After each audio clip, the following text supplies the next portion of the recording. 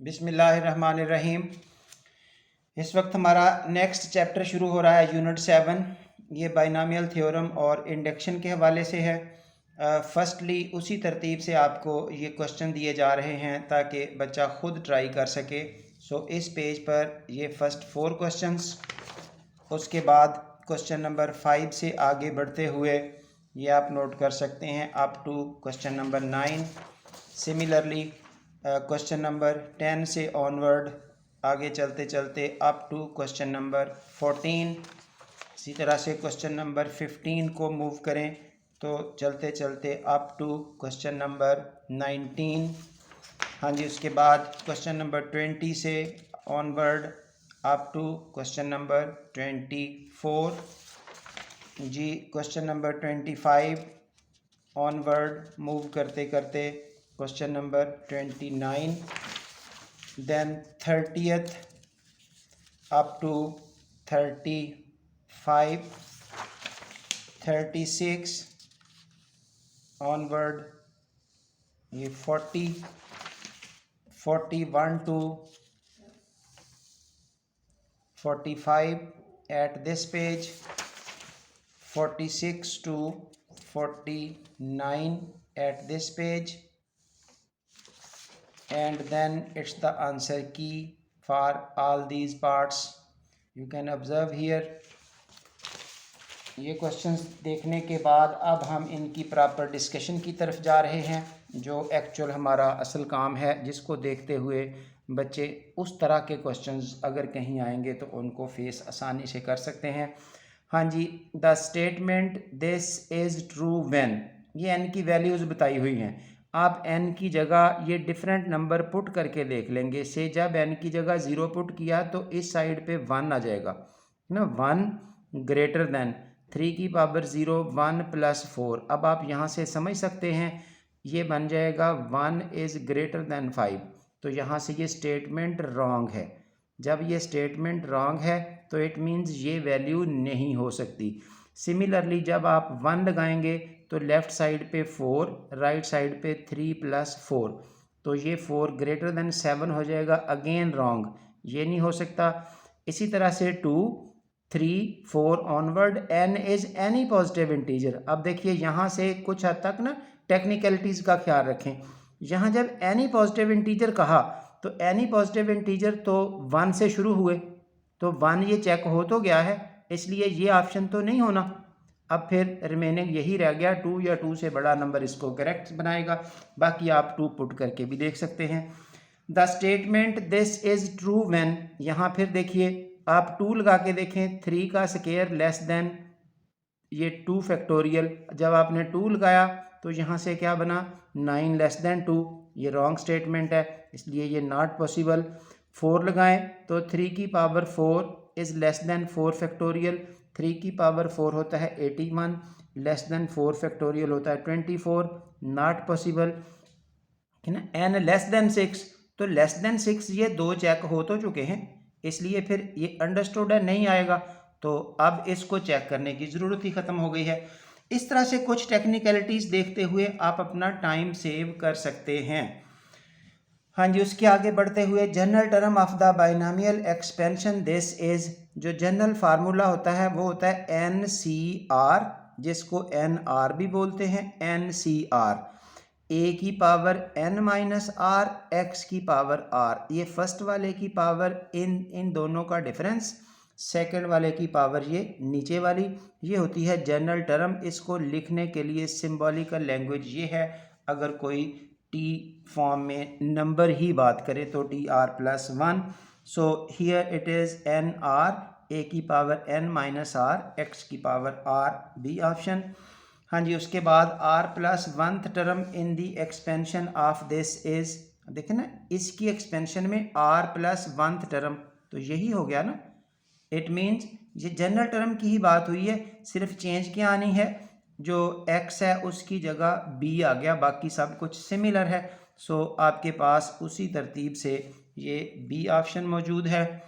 इसका एक option page के दूसरी साइड पर भी है, सो अब उसको डिस्कस करने की ज़रूरत नहीं रही। आगे बढ़ते हुए the expansion this the exponent of A, जिस वक्त हम ऐसी एक्सपेंशन को बाइनोमियली डील करते हैं ना, तो ये होता है ए की power n plus n1, A की power n minus one, B की पावर 1 प्लस n2, ए की पावर n माइनस 2, बी की 2, सो ऑन, लास्ट पे पहुंच के b की पावर n आता है। इधर कोई जनरल टर्म आती है। सिर्फ टेक्नोलॉजी ये समझानी है कि ये शुरू में इस फर्स्ट वाले की हाईएस्ट पावर होती है n, आगे इस फर्स्ट वाले की पावर लेस होती जा रही है, डिक्रीज़ होती होती एंड पे जाके ए की पावर ज़ीरो हो जाएगी। तो बस यहाँ से यही बताना था कि जो ए का एक्सपोनेंट है वो डिक्रीज़ होगा n से ज़ीरो की तरफ, फर्स्ट ऑप्शन। जो सेकंड वाला होता है वो शुरू से दूसरी तरफ एंड की तरफ इंक्रीज़ होता जाता है। तो इस तरह से ये अगला क्वेश्चन आ रहा है, इन the expansion this exponent of x, ये जो सेकंड वाला है वो इंक्रीज करेगा फ्रॉम 0 टू n। और अगली क्वालिटी ये है, रिमेन्स n एवरीवेयर, ये भी एक काम की बात है। जो ये दोनों कोएफिशिएंट, दोनों a और b, ये a और x इधर आ जाएगा, a और x यानी कि जो नंबर जिनका फर्स्ट और सेकंड की पावर्स ली जा रही हैं उन दोनों की अगर मिला ली जाए ना पावर्स, तो हर जगह वो एक्सपोनेंट के इक्वल होती हैं। ये देखिए, इसकी मिला के n, इसकी मिला के जब इनको इकट्ठा करेंगे तो n, आखिर पे n, शुरू में n, ये एक्सपोनेंट के इक्वल होती है अगर दोनों की पावर्स ऐड कर ली जाएं। तो ये अगर प्रोडक्ट टर्म की बात करेंगे तो ये करेक्ट हो जाएगा, रिमेन्स n एवरीवेयर। बाकी becomes zero at the end, वो किसका एंड पे ज़ीरो होगा? फर्स्ट वाले का एंड होगा ज़ीरो, सेकंड वाले का तो नहीं होगा। तो ये उस ऑप्शन में एग्जिस्ट करता था। चलिए जी, six term in the expansion of this, अब इस जगह पे जनरल टर्म के फार्मूले यूज़ करते जाने हैं। ये T R plus one equal to N R, A की power n minus R, B की पावर r, ये जो b है इसकी जगह आप x यूज़ कर रहे हैं या सेकंड b, यानी कि ये फार्मूला याद कर रखना आसान है, b बना लें अगर आप समझ रहे हैं ये a प्लस बी की पावर n इसके मुताबिक। हाँ जी, a की जगह a ही है, b की जगह आपके पास a की जगह a ही है, b की जगह 2x है ये वाला, और n की जगह 13 है। r की जगह क्या यूज़ किया जाए ताकि आपकी ये छठी टर्म बन जाए? तो कंफर्म है r की जगह 5 लगाएंगे तो ऐसे चलेगा ना, ये t6 क्रिएट करेगा। तो ये आपका डाटा है, जब आप इस जनरल टर्म में पुट करेंगे तो nr 13 नीचे 5, a की पावर 13 माइनस 5, 2x की पावर 5। क्वेश्चन का सलूशन आपका ये है। अब यहाँ से जजमेंट कर सकते हैं 13 5 किसके साथ है, यानी कि कुछ हद तक इस तरह ऑब्जर्वेशन लें ना, ताकि जितना काम कम हो सके, जितनी सिंप्लीफिकेशन से हमारी जान छूट सके। 13 5 कहाँ है? ये 13 5 सिर्फ दो ऑप्शंस में है, पहले दो में, उसके बाद फिर a की पावर 8, तो वो इस पहले में रह गई, इसमें भी a की पावर 8 है। तो ये देखिए, ये 2 की पावर 5, x की पावर 5, वो आपको समझ आ रही है, वो यहाँ पर ही है। तो इस तरह से ना कुछ चीज़ें ऑब्ज़र्व करते करते हमारा मसला हल हो जाता है, हम सारी कैलकुलेशन के चक्कर में नहीं पड़ेंगे। हाँ जी, आगे बढ़िए। Fourth term from the and in the expansion of this, and वाली साइड से फोर्थ टर्म, तो इसका आप क्या करेंगे? ये फार्मूला लगाएंगे, इन अंदर वालियों की जगह बदल लेंगे, अंदर वाले दोनों आगे पीछे कर लेंगे। अब आप ये fourth term from the end, fourth term from the end, अब आप रूटीन में T4 हल कर लेंगे अगर सोल्यूशन करने की बात करें। लेकिन यहाँ पर तो उसने सादा तरीका ही पूछा है कि उसका नंबर कौन सा है। तो ये देखिए 9 a प्लस बी की पावर 9। कुछ एक और बात यहाँ से ज़रा ऑब्ज़र्व करें, जितनी ये इंडेक्स होता है ना, जितने ये एक्सपोनेंट होता है या पावर होती है, जब टर्म्स को एक्सपेंड करेंगे तो उससे एक ज़्यादा आती है। 1 2 3 4 5 6 7 8 9 10 टर्म्स हैं यहाँ पर। तो 10 में एंड की तरफ से चौथे वाली कौन सी होगी? 1 2 3 4, ये एंड से फोर्थ है। जब इधर से पढ़ेंगे तो दैट विल बी सेवन्थ। इस तरह से T7 होगी। हाँ जी, उसके आगे बढ़ते हुए term independent of x in the expansion of this is, इसकी एक्सपेंशन में जो टर्म इंडिपेंडेंट ऑफ एक्स हो, जिसमें एक्स ना आए, तो क्लियरली ए की पावर एन, जब इसको एक्सपेंड करेंगे उसके आगे एन वन, ए की पावर एन माइनस वन, ये सेकंड वाले की पावर वन, अब सब में एक्स आना शुरू हो जाएगा। तो सिर्फ पहली टर्म होगी जिसमें एक्स नहीं आएगा। सो independent of x is first term. ठीक है, अगर इंडिपेंडेंट ऑफ ए कहता तो वो लास्ट टर्म होती जिसमें ये ए अवेलेबल ना होता।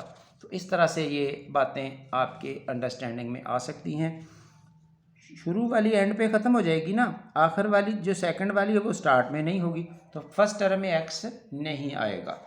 हाँ जी, इसी तरह आगे बढ़ते हुए coefficient of the last term in the expansion of this is, इसकी जब एक्सपेंशन करेंगे लास्ट टर्म आपके पास ये आएगी माइनस एक्स की पावर 7, लास्ट पर ये एलिमेंट आएगा, तो उसका जब कोएफिशिएंट लेंगे तो -1 की पावर 7 एक्स की पावर 7।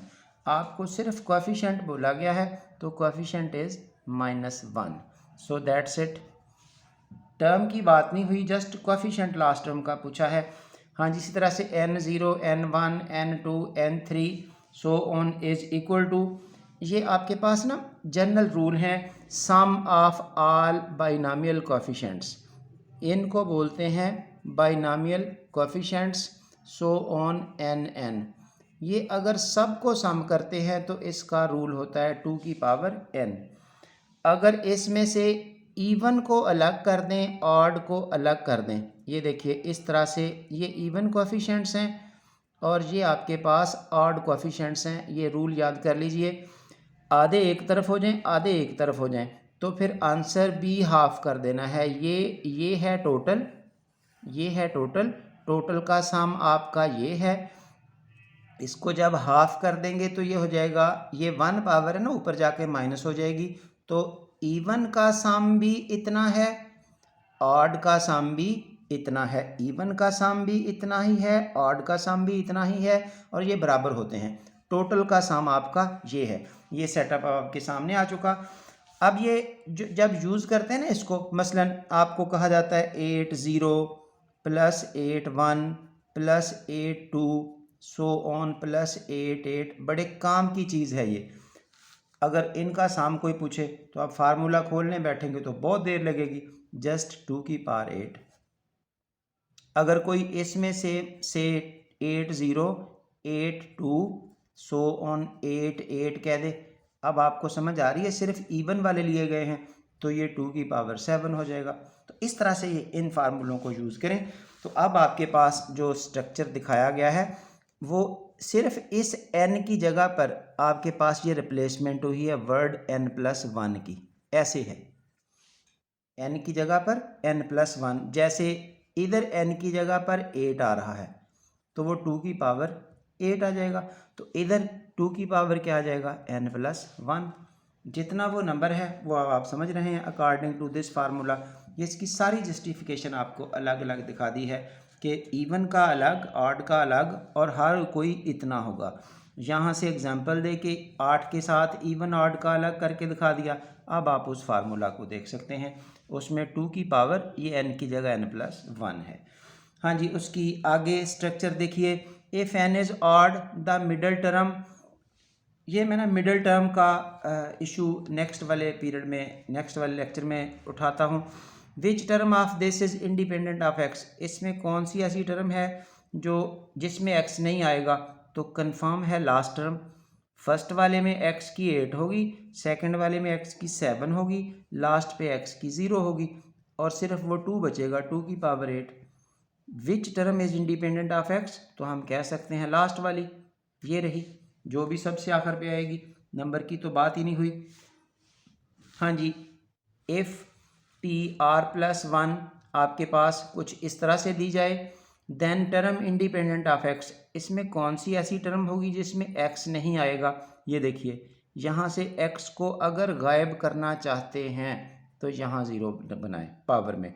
जब पावर में 0 बनाएंगे तो आपको समझ आ जाएगा आर की वैल्यू 5 आ जाएगी। ये 2 इधर आके यहाँ डिवाइड हो जाएगा इधर से इधर। तो आर की 5, जब आर की 5 यहाँ लगाएंगे तो आंसर क्या बनेगा? T6। छठी टर्म ऐसी होगी जिसमें x इन्वॉल्व नहीं होगा। तो इस तरह से ये चंद टेक्निकल बातें आपने यहाँ से नोट की, स्पेशली ये इनसे रिलेटेड जो बाइनामियल कोएफिशिएंट्स हैं। अभी बाइनामियल कोएफिशिएंट से और मिडिल टर्म वगैरह से हमारा वास्ता फिर से पड़ेगा इंशाल्लाह। अपने आप को हमारे साथ रखिए, कंटिन्यू रखिए, बहुत कुछ मिलेगा आने वाले लेक्चर्स में, क्योंकि ये भी सारी चीज़ें बोर्ड क्या, नेस्ट क्या, एंट्री टेस्ट क्या, हर जगह ये चीज़ें जान नहीं छोड़ती। ज़ाहिर है अब अगर अभी भी कोई मसला है तो कोई काम की चीज़ पूछना चाहते हैं, आपको जो कोई लगता है कि ये चीज़ हमें मज़ीद बताई जाए, तो थ्रू कमेंट्स हमसे रब्ता कर सकते हैं और इंशाल्लाह आपको डोर स्टेप पर बैठे बिठाए उन चीज़ों का सलूशन मिल जाएगा इंशाल्लाह at every place. So thank you very much.